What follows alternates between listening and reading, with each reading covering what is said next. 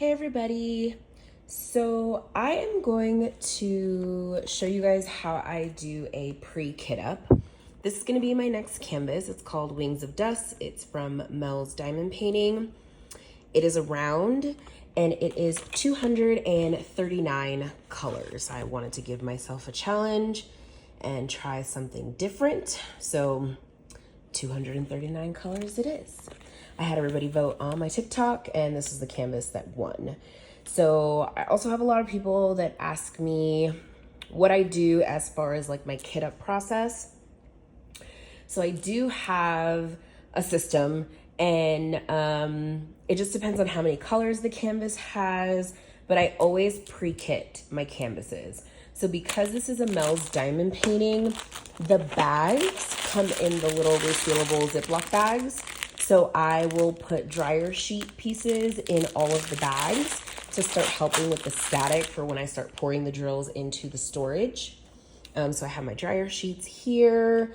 We've got washi tape because I do line my canvas with washi tape so that way the edges don't get cat hair and stuff on them.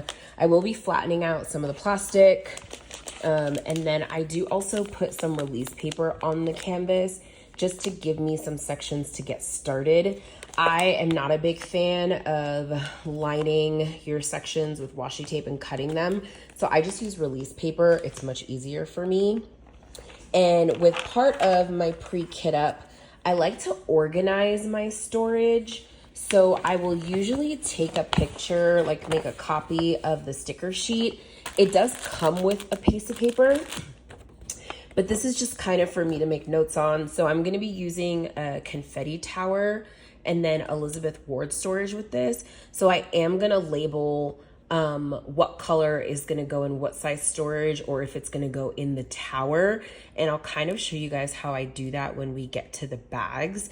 I'm gonna washi tape the canvas first. So that's where we're gonna start.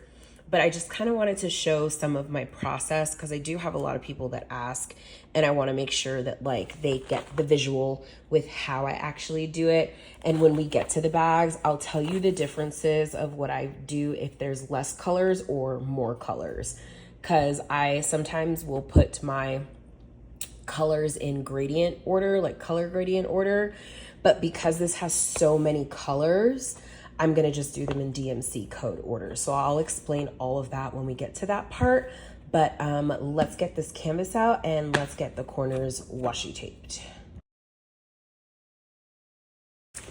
So for my canvases, in order to try and get them straightened out a little bit, we're gonna flip her face down and roll the canvas the other way. That way it tries to get some of that already like rolled shape out. So I really just kind of like fold the top back, and now we're gonna roll it the other way. Doesn't matter to me if it like creases a little bit because it's not gonna hold.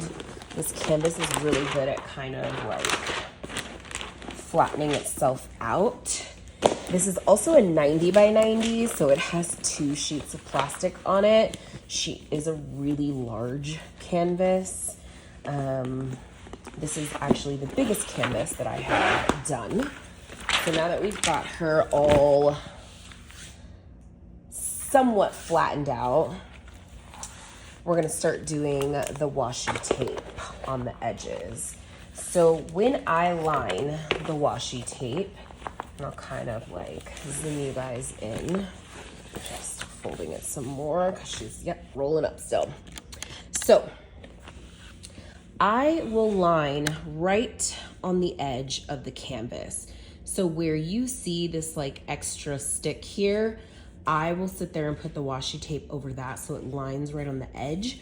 And then I do this around the entire canvas just to make sure that no cat hair, any kind of animal hair or dust or anything gets caught on the sides of the canvas, and it keeps the canvas clean. So we're gonna go ahead and do that washi lining now.